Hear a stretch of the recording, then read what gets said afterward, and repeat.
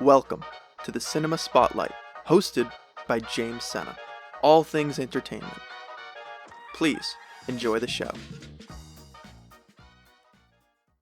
Hello, everybody, and welcome to the Cinema Spotlight podcast. This is the show where we dissect all things movies, TV, reality TV, music, literature, all of the above. I am your host and resident, self-proclaimed media expert, James Sena. And today we have, it's a very special episode, and that's because this is the pilot episode of this podcast.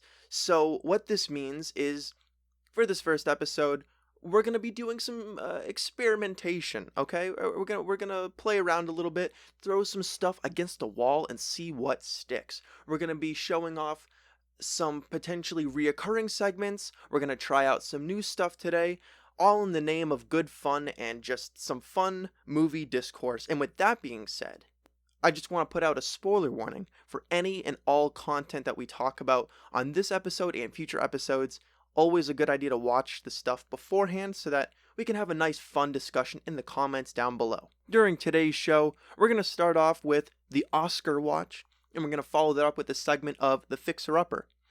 And you're definitely going to want to stay tuned until the very end of the episode, because we're going to be doing some fan castings in a segment I like to call fan castings, about a specific foursome group of superheroes that you might recognize in Marvel. Without further ado, let's go ahead and shine a spotlight on Jordan Peele's Nope. Every year, there is the Oscar ceremony, which is a prestigious award ceremony for movies, for people who are the actors, the directors, and everyone who works behind the scenes. It's a time to give them praise and not courtesy, but the accolades that they deserve, especially if they do really well. So, what is the Oscar Watch? Well, the first segment of the episode is going to be the Oscar Watch, where I essentially take one movie that came out the year, and I talk about it in regards to, do I think that they're going to win any awards? And what are the strengths of this movie in that sort of lens?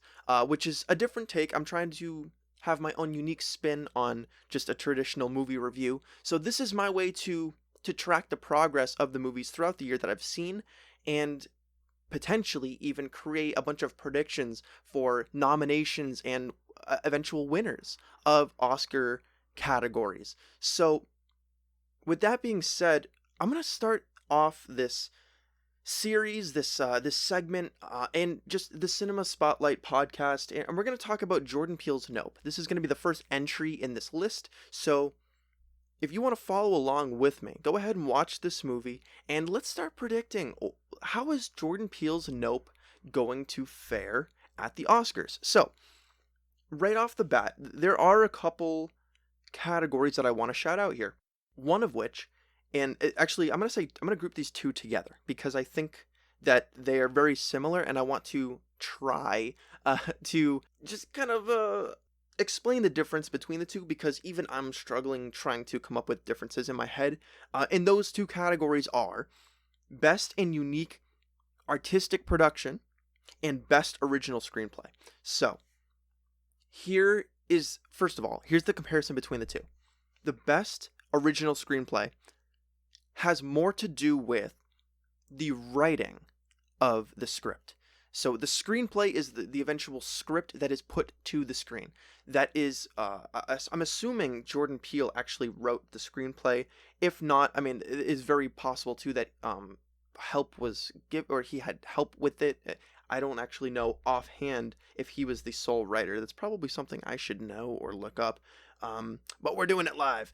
And so the difference between that and the Best and Unique Artistic Production is that part is the aesthetics. So you have the writing, and then you have the aesthetics of the production, both of which are similar in a vein that they're talking about the uniqueness and creativity of the production itself, but one is focused more on the, you're at the desk, you're writing it, and then the other one is more about just putting it on a screen. This is what it looks like. So, and then the director is the person who's in charge of doing all that. So these are all different categories that are different but similar, and I think all of them genuinely have a chance at a nomination for Nope. And yeah, so let's talk about the original screenplay, and let's just use this opportunity here to talk about the movie itself and what makes it unique and why do I think it stands out on a level of creativity. So, and this is going to be a much more academic version of me talking because I just get really nerdy and giddy about this kind of stuff. So with that being said, and spoilers, of course. I already gave a spoiler in the intro, but yeah, I mean, we're going to get into it right now. So, here's the thing, right? Horror movies, thrillers, sci-fi, western. These are all different categories that I would potentially put Nope under. I would definitely put it in all those categories. And that being said, a lot of those categories have been overdone over the years. Specifically, horror movies, just rehashing the same sort of stuff. Alien movies, obviously, there is a very popular series called Aliens with a specific take on what an alien would look like and how they would act. And this movie definitely subverts that because it combines the sci-fi of the alien subgenre, but it combines it with the western, which has been done a couple times, but definitely not in this way. And with especially, and this will go more towards the screenplay as well, um, with there being a specific message and a specific statement that this movie is trying to make about Hollywood specifically and about aliens and what that would look like in real life, which all of which I think is just juicy stuff. So the screenplay, like what is this movie about? So if you've never seen Nope, again, you should see it, but if you don't really care what it's about and you just want to know if I think it would win an Oscar, here's a very, very brief summary. We're on a ranch, we're checking out horses and stuff. We got O.J. Haywood, played by Daniel Kaluuya, Emerald Haywood, played by Keke Palmer, and we got, I would say, the third most relevant character in this movie is Ricky Park slash Jupe, who's played by Steven Yeun, and we're in this western sort of an environment, and there's a whole thing about Hollywood going on and trying to make money off of trauma. That's definitely something that Ricky Park is dealing with, having been a child on a 90s sitcom sort of thing. And he is essentially cashing in on a whole event that happened where the monkey on the show, Gordy, I think, was it the Gordy Show? That might have been the name of the show, the Gordy Show. And there was this chimpanzee, and during one filming, the birthday party episode, I think they say, a balloon popped and the chimpanzee, Gordy, went ape shit, to use a little pun there. But he, after that process, that whole traumatic incident, Ricky Park decided to cash in on that. And, well, he's doing the same thing here because there is a spaceship in the West, and it is disguising itself as a cloud, which you can probably see in the movie poster if you've seen the movie poster at all. I think it's a really cool and very eerie aesthetic. There was a specific shot that I can think of here where the cloud is just not moving and all the other clouds are moving above it. I think that was really cool. And it now really starts the real plot, which we find out eventually, and this is the most creative part of the screenplay, is that the spaceship actually isn't a spaceship at all. It is in fact the alien. It is the sentient being. When it's sucking things up in its tractor beam, it's actually just sucking them up and eating that stuff. It's digesting it. And yeah, so that was definitely a unique take on it because I don't know if I've ever seen aliens portrayed in a way where they are the spaceship itself is the alien. I just think that that is an interesting take on the design, especially hearing that I think the eventual final design of the alien is based off of an anime, I think I heard. So that's super unique, and it really just shows different inspiration where Jordan Peele is able to pull that from. So what makes this so unique though? Because it's just an alien movie, right? Well, no. And this is the part I love about this movie so much, and this is going to be the really big crux of what I'm talking about here. And it's the fact that these characters are not stupid. They understand how this is working. They understand what aliens are. A really specific interaction that I like between the main characters, OJ and Emerald, is OJ is pretty confident that he saw a spaceship, and when he tells this to Emerald, rather than going like, oh, like, there's no way, like, that couldn't be real, she believes him instantly, which I think is such a it's a breath of fresh air in the horror genre of just characters being like, no, there's no way that could be true. I have to see it for my own eyes, and then by that point they're dead. Um, and in this movie, it's not like that. But what do they do that is potentially dumb, but also kind of makes sense? Is they see this alien, and as people trying to make it into Hollywood, trying to make it big, they decide, you know what?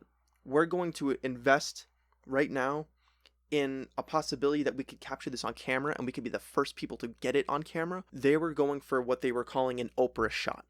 They wanted to cash in on this potentially very traumatic, horrific, and just very dangerous situation that they're currently in. Rather than leaving, they're trying to cash in on it, which again is a very unique take, because in a horror movie, if the characters were intelligent enough to know what was going on, you would think that they would just run, that they would escape, and that would be the end of it. But Jordan Peele makes this decision to not shift the movie and make it necessarily about the alien, even though it is about the alien. It's really not. It's more about, what does this alien mean for the lives of the people it's affecting, and I think that that's a very specific and original take on this subgenre. And by the end, they're able to get that shot. I'm not going to go into the nitty gritty of how they end up doing that, because that is for you to watch the movie and figure out yourself. But I've basically told you the whole meat and potatoes of the plot, so you're welcome, I guess. Now, here's the thing.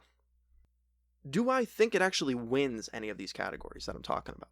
Does this movie actually win an Oscar here? And it's tough, because I think it genuinely could have a chance at Best Original Screenplay. I think it likely loses to one specific movie that I'm thinking about for Best in Unique Artistic Production. But do I think it gets a nomination? Oh, I mean, it should. If it doesn't, I'll be very upset. It's been, at this point, at the time of filming, it's been quite a while since I've seen the movie. This, I guess, a glimpse behind the scenes. This first episode has been going through the ringer of trying to get it up and made. And in doing so, I maybe should have probably rewatched the movie. But that being said, all these thoughts are not, they're not expired thoughts. And I've been constantly watching clips online and watching interviews to try to fully understand the context of what I've watched. And it's definitely something like, if you're wondering if you should buy it on Blu-ray, I might. I genuinely might. I just want to see the behind the scenes. I just think that this is so cool.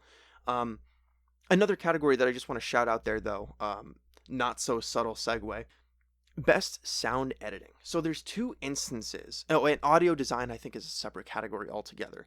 And if you want to ask me, hey, James, what is the difference between sound editing and audio design? Well, I don't know if we have time for that in this episode, because I don't know. And a lot of it would just be me Googling the differences between those two categories. And no one wants to just hear very distant typing, because I freaking wouldn't. But that, all that aside, there were two things that I really want to mention about the sound design in this movie. There's two instances. One, and I think this is just easier for me to talk about, the sound of the creature itself. So a couple times throughout the movie, there's this point to talk about animals in Hollywood. I think there is a message there trying to be made. So they talk about Gordy on the Gordy Show, how that chimpanzee, after it caused all the chaos, was actually put down. But realistically, it wasn't, like, I am never in favor of that happening. In the context of the movie, they did it because it killed people on the set. That being said, the whole general idea is, like, you can't look it in the eye, and there's this whole thing of animals are unpredictable, because at the end of the day, they are creatures that are not human, so they're unpredictable. They make a similar statement, not as direct, but they make a similar statement about horses in the movie. At the beginning, OJ talks to the Hollywood crew that was there. Don't look the horse in the eye, because you'll upset the horse. The horse's name was Lucky, if you're curious. And I think it's a very interesting point, because they bring it back at the very end, where the people that got swallowed by the alien were actually the people that looked it in the eye, or in the mouth, I guess. I don't know if there was an eye there. There probably was. No, there definitely was, but anyways, I I digress. You're looking up into the dark abyss of a mouth that it has, and that was when it would suck you up. So, in order to not do that, you just don't look it in the eye because you don't want to upset it. So, what am I talking about here? Well, there is a comparison through this made between the horse and the alien, which would be later called Jean Jacket. Don't know why I mentioned that piece of information, but I thought it was cool. So, in making this comparison, I think, and I really hope that this is true because I haven't seen anyone else online talk about it. This was just my general thought while watching it, and it stuck with me because I thought it was so cool if this is true. The noise design, or this noise design, the sound design that they made for the alien, the screechy sound that it makes as it's whizzing past, sounds to me like they took a sound bite of a horse in distress and they distorted it a little bit, maybe dragged it out. And so the sound of the alien is actually the sound of a distressed horse. So we are to make that connection that the alien really just is an animal in distress, or just freaking out.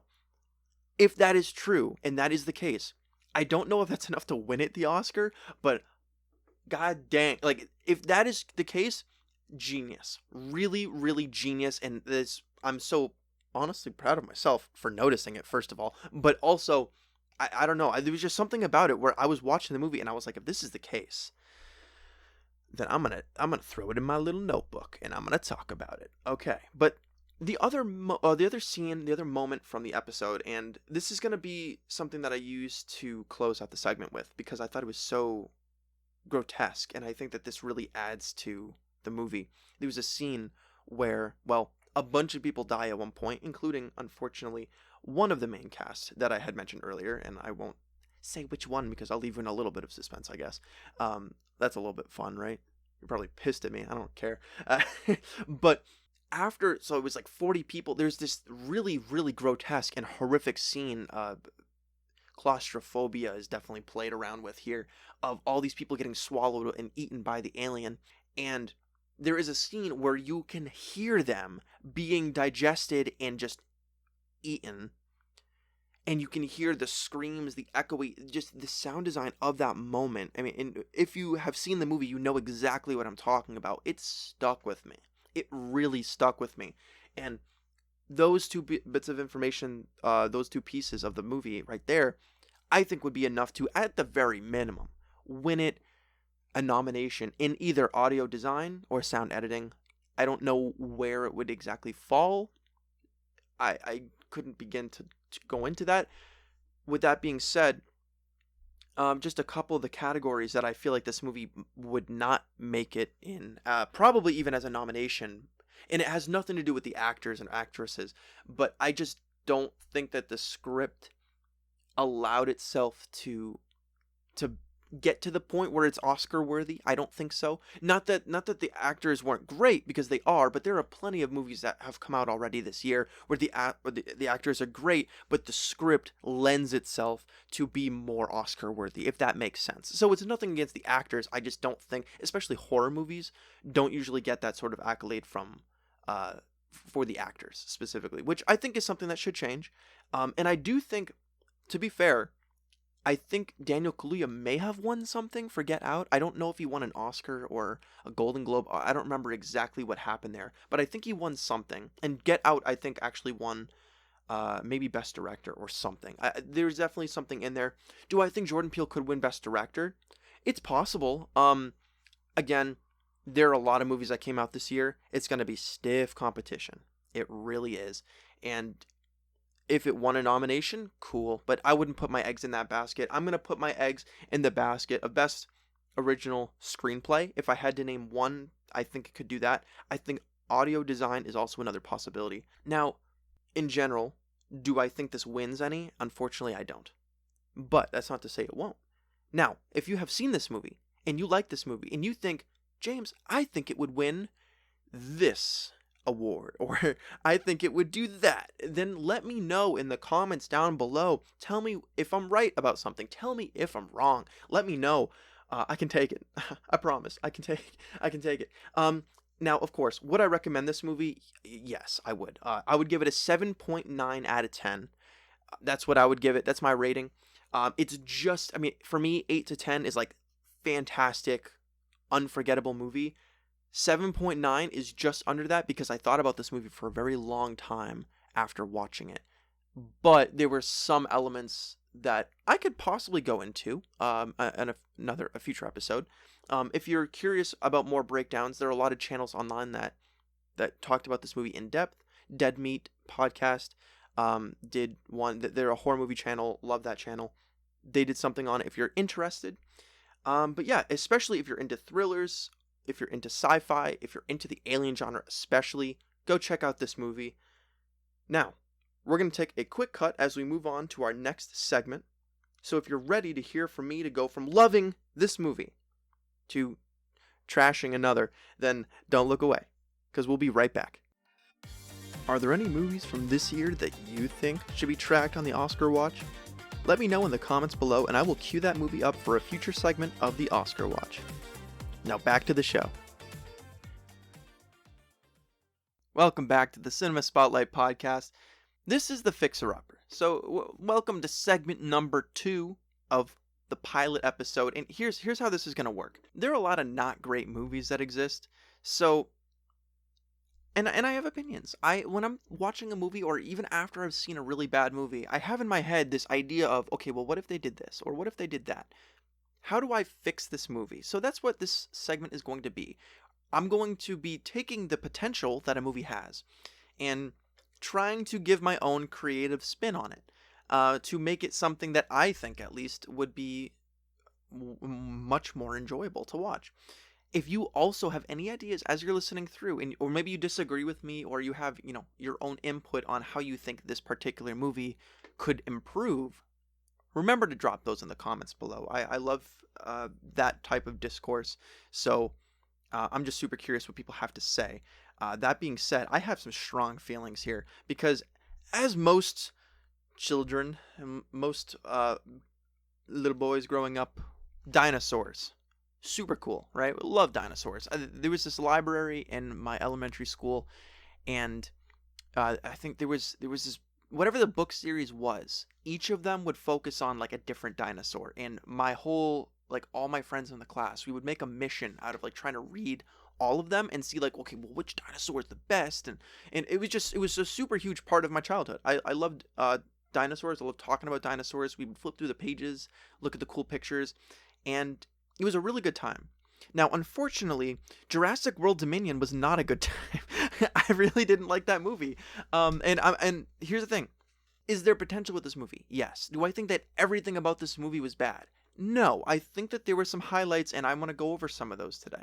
But I also, full transparency, I think there is a lot that needs to be done in order for this movie to do well with what it has, I guess you could say. So right off the bat, let's just talk about let's talk about the good stuff, because there is some good stuff. The dinosaur designs in this movie looks great. The CGI really cool. The choices of dinosaurs, I mean, okay, they're fine. There are a couple scenes where the dinosaurs are sort of interacting with how the environment or the ecosystem of the modern day, how they would interact with that. There are some scenes with that, and those really really hit the mark for me. I really like those. I do think that it was really fun seeing the original cast being made up of Jeff Goldblum, something O'Neill, Neil Grant, is that? Oh man, who else? It's Alan Grant's actor, and I feel like now I need to look this up, because this is probably important. I know the characters' names. I don't know if I know these actors. So sorry, bear with me as we as we educate ourselves a little bit. Sam Neill. I was close, man. I was close. I had the last name. It was Sam Neill. And Alan Grant. He plays Alan Grant. And then we have Laura Dern as Ellie Sattler. Okay. Just to give the credit where credit's due, because these actors do the best that they can with what they are given. That is also something I can say. The actors, well, okay, most of the actors do pretty well with what they are given. And it was really cool, just for nostalgia's sake, to see these OGs take up their place on the screen. Now, that being said, I think that's where all my positives just end. I think the rest of there's a lot of work that needs to be done here, but you know what? Let's become the fixer upper that we were born to be. I'm gonna fix this movie. Okay, now let's start off with the story. In the just fix the entire just this bullshit. Okay, so basically, this movie has two different plot points and they converge at the end. So this is a very standard setup for these types of movies to have different plot points, and at the very end, there's one overarching plot point that the movie that really drives the movie home. Does that plot point hit? Not really for me. Could I explain it in like a sentence what it's about? No. That is a flaw. I feel like, I mean, even though I kind of struggle to do that with Nope, I feel like Nope at the very end of the day is an alien movie where instead of fighting the alien intentionally, they're trying to make money from it by capturing a photo of it. That is, at the end of the day, the plot of Nope. Pretty concise. You understand what's going on. What is going on with Jurassic World Dominion? I couldn't tell you, but I can tell you the subplots, because the subplots that drive with us there are it's like Google Maps when you don't have any service and it drives you into a lake. I mean, I was drowning watching this movie, genuinely. Now okay. We're going to talk about our OGs. Let's talk about our OGs. We got Ellie Sattler and we have Alan Grant. Why Ellie Sattler needed to... So, okay, man, where do I begin with this? You can tell I'm very passionate about this because I love dinosaurs and I was very disappointed with this movie. There's a farm, okay? There were crops and there were locusts. Okay, these huge, disgusting. I don't like bugs. These locusts destroyed the crops. Oh, bad. Okay, so they destroyed the crops. Ellie Sattler was brought in to basically analyze it and figure out why this is happening. Okay, we can work with that. We'll put a pin in it, because essentially what ends up happening is we understand that these are coming from this scientist guy, which I will look up the character's name, because even though he's the main villain of the movie, I genuinely think his character is kind of irrelevant here. But it's Dr. Lewis something. Okay, we'll call him Lewis Capaldi. I don't freaking know. So, played by Campbell Scott. So, I'm sorry if I'm being very vicious on this movie. I'm a firm believer that this movie could have been way better than it was. Anyways. Yeah, so we understand that something is going on, something shady. An industry is essentially using these locusts to destroy other crops so that they could rake in all the money and they could sell some sort of repellent for these locusts and make money off of the repellent. It's you know what it kind of reminds me of? And this is a really hard, really bear with me here. Cars 2, okay, has this plot point where is it not Tylenol? What's the... Oh man, I can't remember the name of the gasoline. No, anyways, I'm not going to try to remember that because that's irrelevant. They have this specific gasoline that the cars need. And the way that it works is if you have this gasoline, then you need some other sort of fuel. And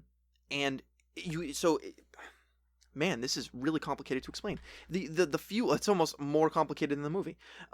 You need the specific fuel, right? Okay, so in the context of this movie, they have locusts. You need to buy a certain type of repellent in order to get rid of these locusts. And the people that created the locusts are the same people that are selling the repellent. Following me? Cool. All right. Barely got through that myself.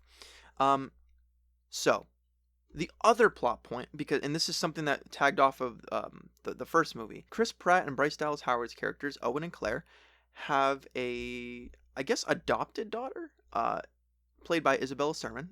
Maisie Lockwood is the character, and she is discovered to be, in the previous movie, a clone created by the dinosaur DNA.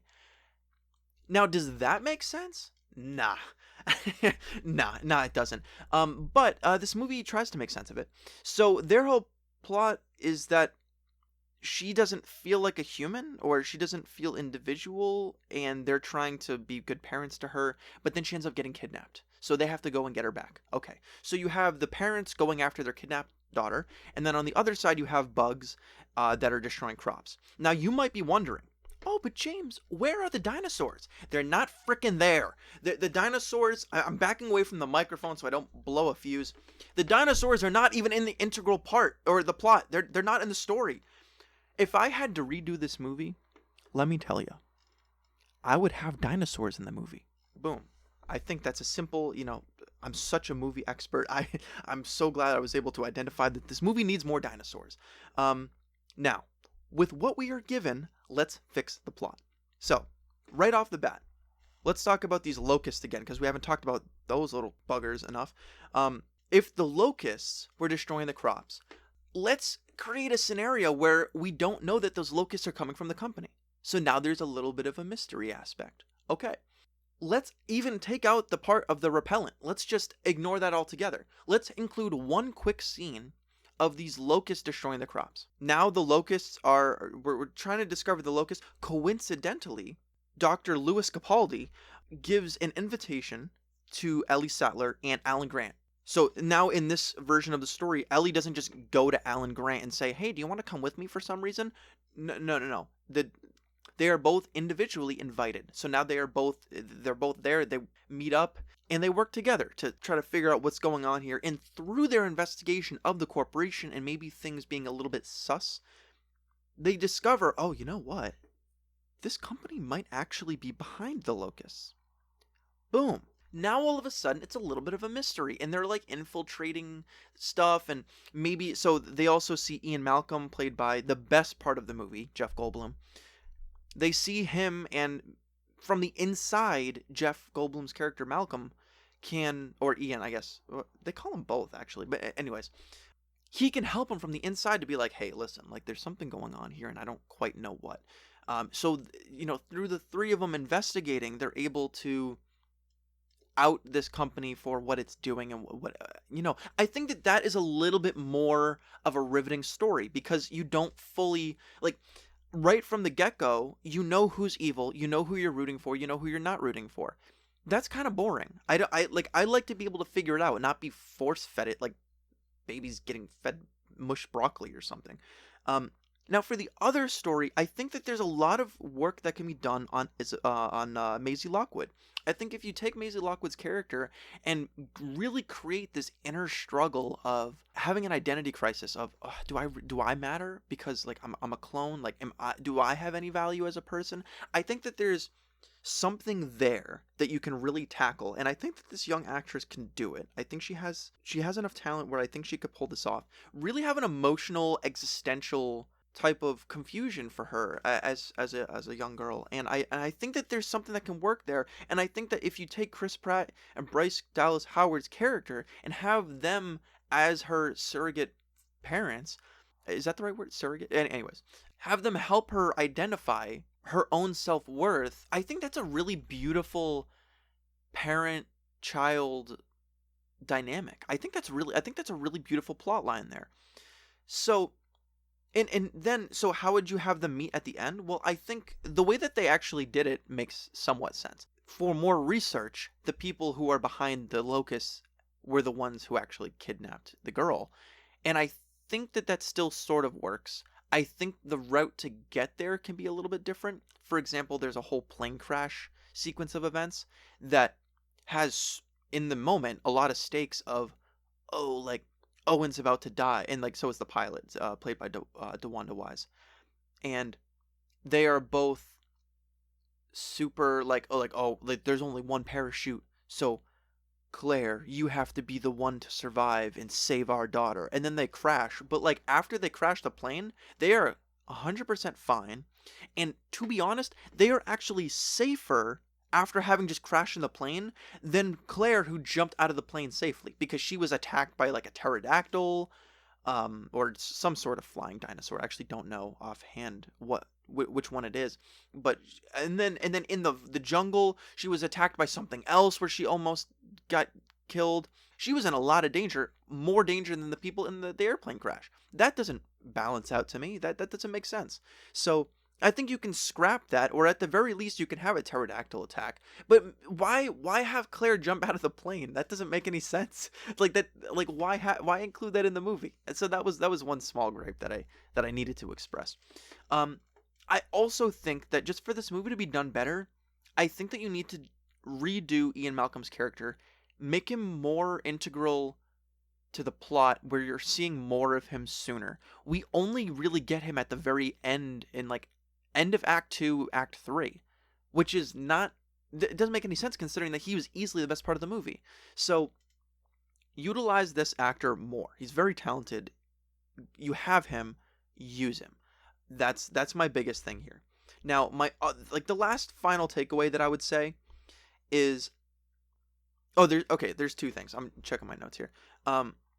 Chris Pratt does this thing where whenever he encounters, or I'm saying Chris Pratt, but he's essentially, if I had to name any actors who are essentially quote unquote phoning it in this performance, I would say Chris Pratt definitely didn't look like he loved this role, but I don't know. What do I know? He does this gesture, his character does, where he sticks out his hand like he's about to like pet the dinosaur, and no matter what dinosaur it is, it's like he's training it. Now, that doesn't make sense because here's the thing. I get it if it was specifically for that velociraptor named Blue because he raised it from when it was a baby. But in this movie, it's not Blue. It's not the one that he trained. So I don't understand why he just somehow has this way with every dinosaur where all he has to do is stick his hand out and it's immediately trained. That doesn't make sense.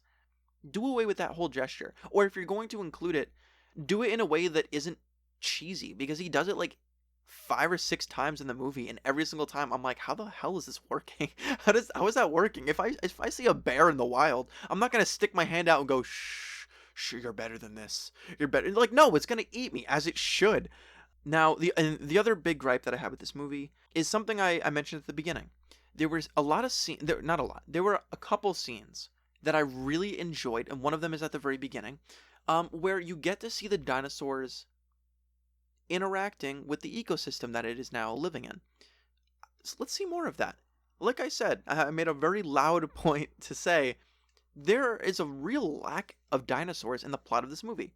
There are different ways where you can include the dinosaurs in the plot, but even if you're going to go with the plot points that exist already, let's say, okay, well fine, those plot points can exist, but let's show more dinosaurs interacting in a way where it's not like, oh, well, they're in captivity or they're in this enclosure. Like, okay, we're not in Jurassic Park anymore. Like, this is just the world that they're existing in. Why is it like this? Like, you have the entire world at your disposal, or the entire Jurassic World, if you will, to explore how dinosaurs would interact with this ecosystem. Show it. It's super interesting and super fascinating. The best scene of the movie in terms of like as far as the action goes is that whole chase scene with the dinosaurs, although I will say was a little bit weird. But the way that they chase the lasers I think works because they're like lizards and they would maybe do that. I don't know how lizards operate. But yeah, no, like I think that there's a lot of potential here, and a lot of missed potential with how to handle and utilize these dinosaurs in the movie.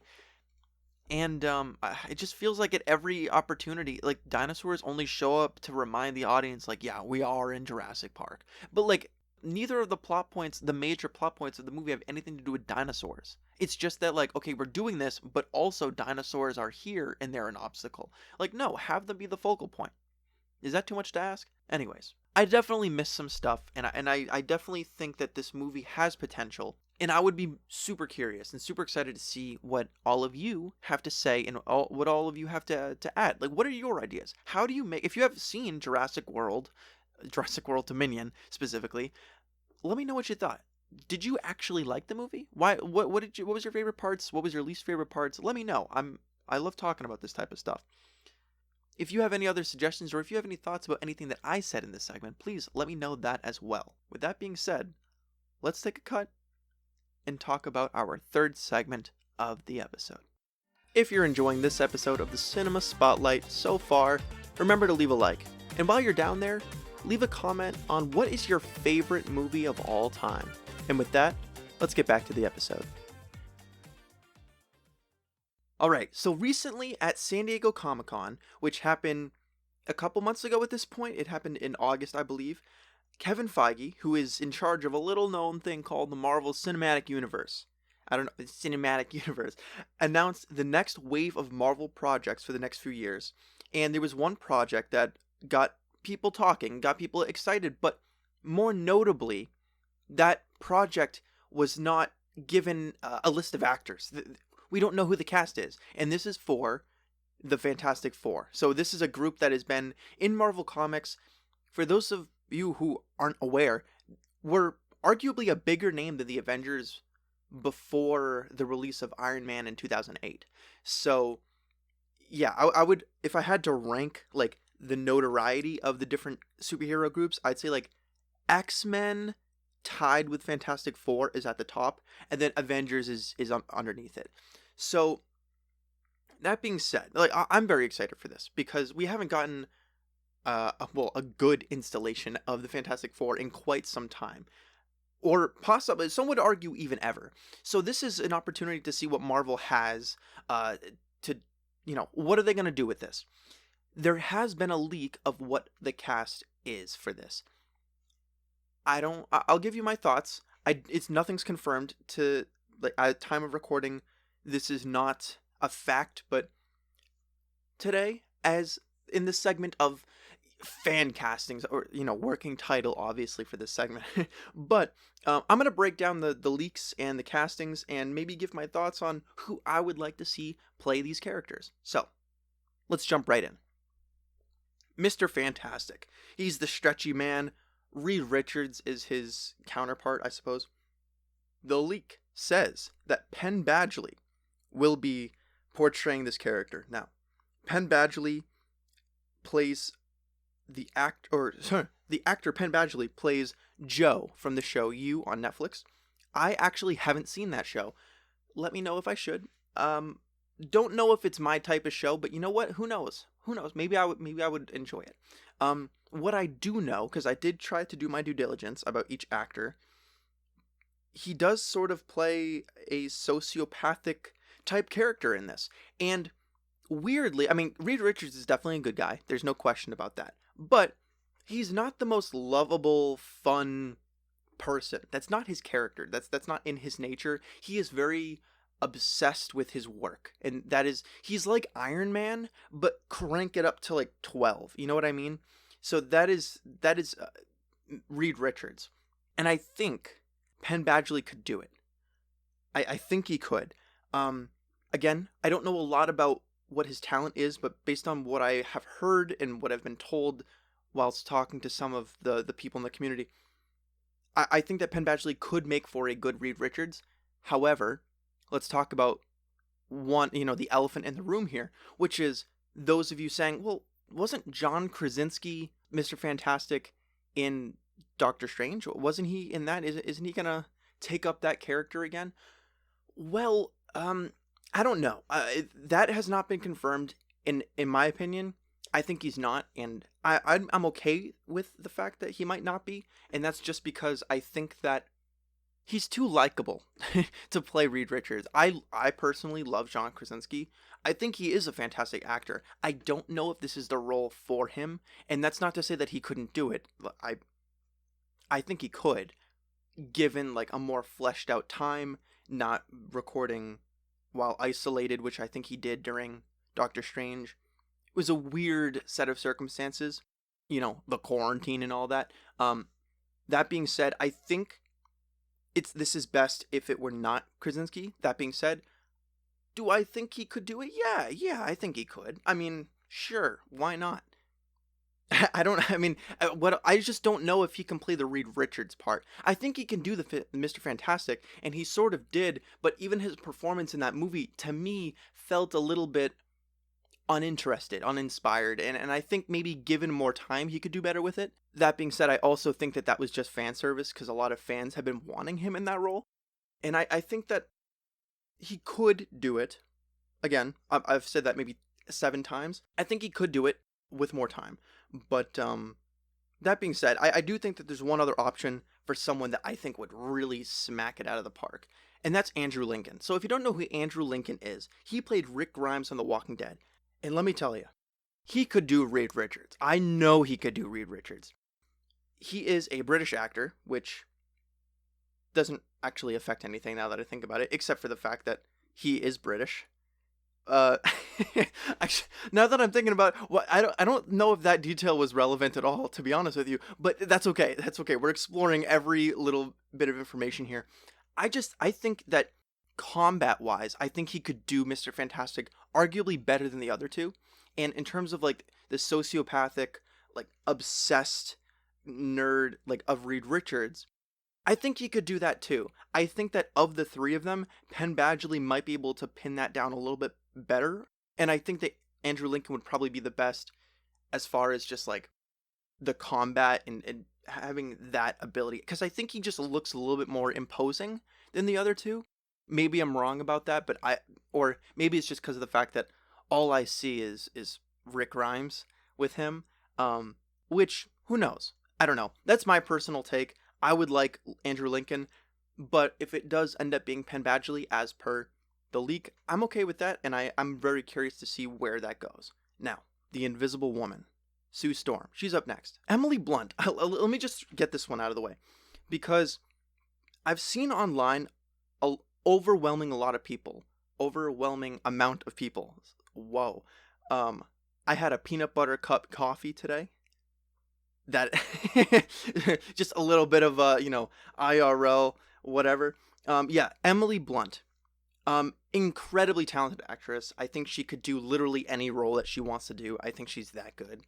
That being said, I think she's a little too high profile. For these types of roles, I've noticed that Marvel tries to go C-list actors, actresses, and I think Emily Blunt is definitely like at the top. Everyone knows Emily Blunt. I think they're gonna look for someone a little bit lower on that list. Just because of the fact that the way that these movies work, you gotta pay the actors, and if they're gonna be around for years and years to come, I just don't see Emily Blunt, as talented as she is, gonna be constantly looking for really big work. I don't think she's gonna have the time commitment to do that, and that's usually the type of thing. Like people are saying like, oh, like when's Leonardo DiCaprio gonna do a movie in the MCU? Like he's probably not going to. The only time where an actor of or like a Meryl Streep, I don't see any of those list actors they're not gonna be in the MCU unless it is a one movie contract. So for example, Christian Bale is in my opinion, top 3, top 5, like easily best actor. He's going to be busy with a bunch of stuff, but he did make time to do one movie in the MCU. And I think that that's something that Emily Blunt could do as either a hero, a side character, or potentially even a villain, who knows. As Sue Storm, though, someone who's going to be in multiple movies in the future, I don't think that's Emily Blunt's calling. But let me go into who the leak was, because this is someone that I definitely think could be realistic. And that's Jodie Comer, or Jodie Comer. I don't know for sure how to pronounce the last name. Now I will say, and just gonna real talk. I did try recording this before, and I was embarrassed of how little I knew about Jodie Comer, and that's how I'm choosing to pronounce her last name, because I think that sounds good. But I've done a little bit more research, and I've been doing my due diligence. I've been trying to really be aware of every single name in Hollywood, the best that I can. Obviously, there's a lot of names to keep track of. She was in The Last Duel, Killing Eve, and obviously I knew her from Free Guy as more of just like, it's a comedic movie. That being said, in The Last Duel, it's a very serious role, and she plays a very action-heavy character. I was not aware of that. In fact, I had never even heard of that movie. I think it came out a year ago. I'm gonna have to check it out, because it looks very interesting, and maybe that's a movie that I would do a review on in the future. Who knows? But now knowing what I know now, I actually think this is a perfect casting. She brings the comedy that is in the MCU nowadays. Now, I will say, and we'll talk about this more later with a couple of the other characters, I don't like the idea of every member of the Fantastic Four being a huge comedic character. I don't like when the MCU does that. I think personally they've been doing it too much, and I think that's the issue with some of the movies now, is they're trending towards too comedic, and they don't take themselves seriously enough, which I think is a valid critique, if I may say so myself. Now, Jodie Comer can bring the serious. There's definitely, Killing Eve and The Last Duel, as far as I'm aware, are both very serious, darker movies with some dramatic angles there. Yeah, as far as I'm aware, because even in Free Guy, she did do some action. I think that she could do Sue Storm. And I think she could do Invisible Woman. I think she could do both. And I would honestly, if this is the leak, I mean, this is the leak, but if the leak ends up being true, this is yet another casting I am 100% okay with. Now, that might not be the same for every person on the leak, but I digress. Because I do want to just throw out one more name, and that's Amanda Seyfried. Amanda Seyfried, yes. I just think she looks like she could be Sue Storm. Does anyone else see that? I feel like I think Sue Storm, and I'm like, oh, what's an actress that Amanda Seyfried? It's like, oh my god, I'm butchering every name today, aren't I? Um, I feel like she could do this very easily, and I think she absolutely looks the part, and I think that she's a fantastic actress. So then, like any of these three names, I would be very content with, and Emily Blunt, I don't see that happening. But hey, you know what? If she signs on for that, awesome. Like we should all be excited for that. Now let's transition over to Johnny Storm here. Before I take too much time just fanboying over literally every character here. Now I'm just gonna jump right into the leak because I think this is a perfect casting right off the bat. Johnny Storm, Human Torch, played by Joe Keery from Stranger Things. Steve Harrington. You know him, you love him. He's funny. He can be a badass. He can do it all. Like Joe Keery, Human Torch. I see it. He's got the hair for it. Actually, I don't know what that means because I'm pretty sure the Human Torch in every iteration has a buzz cut, so maybe not the hair for it, but I think that weirdly he could make it work.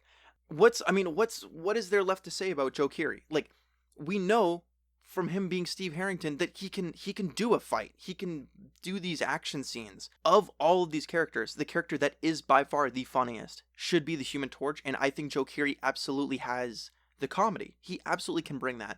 And that would be a casting I'm very excited for. But I would be remiss if I didn't throw a couple other names out there. I'm just going to breeze through this one really quick. Zac Efron, I just don't see playing the character. I think had the character happened maybe 5 or 10 years ago, absolutely. In this day and age, nah. I think people have moved on from Zac Efron as the Human Torch. Personally, I've moved on from that. I think Joe Keery, I would be on team Joe Keery, except there are actually two other names here that I would be equally as excited about. I'm going to throw Dockery Montgomery out there. He is Billy from Stranger Things, so this is the second Stranger Things character. The thing here is I actually think he would work better as a different MCU character, and maybe in the future if I do another segment of fan casting, maybe I'll talk about that then. But I do think that Dockery Montgomery would be great as this character. Now, the other name that I think would even be better, just specifically for the comedic aspects, not to say that Dockery Montgomery wouldn't be able to do that, I just think that John Boyega definitely fits that a little bit more, and he clearly knows his stuff. I've seen interviews with him. He was, I believe, Finn from the Star Wars movies, so he would know his stuff, and I think he would bring a lot to the role. I think he would be funny. I think he could do the action. Now, you might be wondering, oh, is that all it takes to do these characters? I mean, sorta, to be honest with you. But I think he can bring depth to this character as well. We've seen an iteration where Michael B. Jordan was this character, and I think he did fine as the character. I think he's a great actor, so I think he did fine. I actually think John Boyega fits personality-wise as Johnny Storm as well. Same thing with Joe Keery. I think hand in hand, either of them I would be totally okay with. Now, let's move on to the last character in the Fantastic Four, Ben Grimm, the Thing. So Ben Grimm is the guy's name in the Thing. So let me just start off by saying this before we get into the leak. The Thing is not the Hulk. They are different.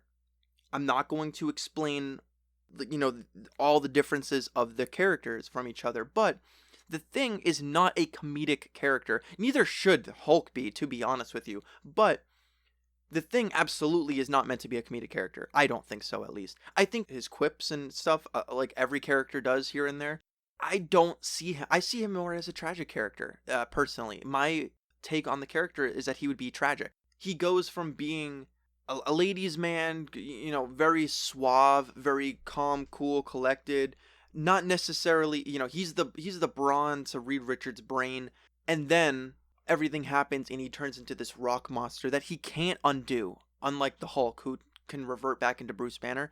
The Thing is constantly out. Like, he is constantly just an orange pile of rocks. That is essentially who he is.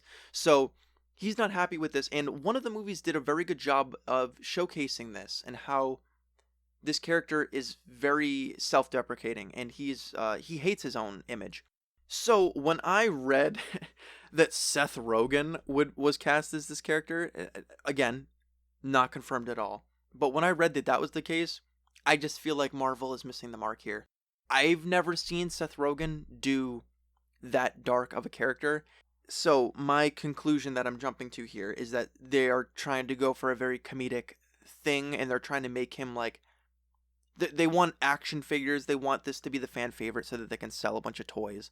And, similar to Groot and Hulk and Korg and all these other... He is not Korg, okay? I would be very upset if they cast Seth Rogen. Not because I don't think Seth Rogen is a good actor. I just don't think that he is right for this character. And because I think he's not going to hit upon the certain levels that need to be hit upon, if that makes sense. Now, I'm going to just fire off 2 other names here that I really think could do this. Jason Segel, or Jason Segel. Again, I don't...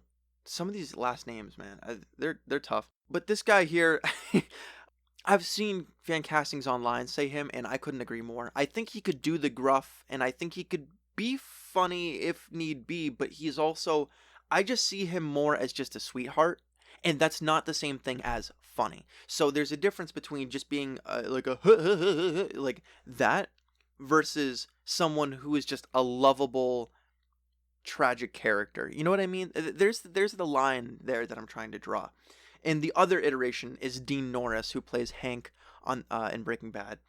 And I haven't seen him in too much other things than Breaking Bad, to be honest with you, but I just feel like when I picture Ben Grimm, I just picture Dean Norris. And if you haven't seen Breaking Bad, in every episode at least once, I'm gonna probably convince you to try to watch it. But I think he could do the depth. I've seen him do the depth, but I've also seen him do the quips. He would definitely be lovable, and he would definitely bring a more gruff take to the character for sure. But yeah, I mean, so if you're wondering what the leak said, now that we've gone through all the names, the leak said that it would be Penn Badgley, Jodie Comer, Joe Keery, and Seth Rogen. Again, if I were to rate that fan casting out of 10, like those, I would say that 3 of the 4 of them, great. One of them, and I think I've already made clear which one that is, not a huge fan of. Not a huge fan of. But who would you like to see as the Fantastic Four? Were there any names that I forgot? Let me know in the comments below, and let me also know if there are other characters that you want to hear my thoughts on for the segment called Fan Casting. Title still pending. That's all we got for you today. I want to thank everyone for listening to the Cinema Spotlight. If you enjoyed, please leave a like on the video or Spotify playlist and take a moment to subscribe to the show. I would really appreciate it. Social media pages are all currently in the works, so stay tuned for that. But if you want to help decide what we discuss here on the show, then feel free to comment down below. That's all I got for you. Stay classy, friends.